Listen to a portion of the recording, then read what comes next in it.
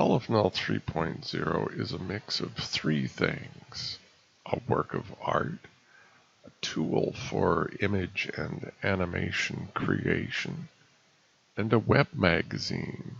It's a work of art, and that when you visit it, it's generating something in a never quite the same twice way.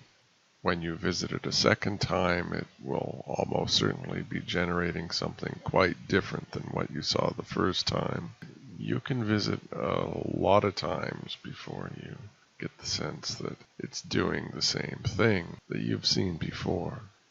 It's a tool for image and animation creation in that it generates unique images that you don't see elsewhere, and it's got considerable stylistic range in the look of the images that it can generate.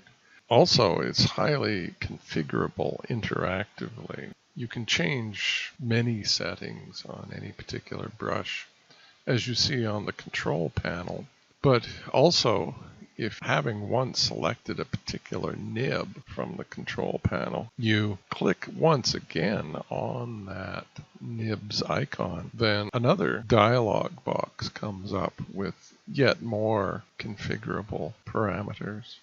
But moreover, many of the brushes of Aleph Null are such that you can either use the sampled images that are part of the brush, the default images, or you can import your own images into the brush and have Aleph Null use those as a kind of paint.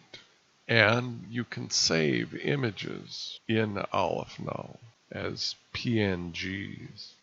And finally, it's a web magazine in that Aleph Null 3.0 features the work of 20 artists.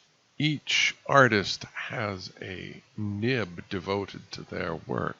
So, for instance, if you click the Bill Bissett nib, that will start up a brush that downloads hundreds of megabytes of the visual poetry of Bill Bissett and samples that in a never the same twice animation. Or if you click the Adina Karasik brush, this will start a download of 250 images that Adina selected for Checking In, which is the feature poem in her book from Talon Books called Checking In. I've said that Aleph Null is the most innovative art web magazine on the web, even though it's not a web magazine at all. But this Aleph Null 3.0 does feature the work of 20 artists in a very interesting context, a never the same twice context.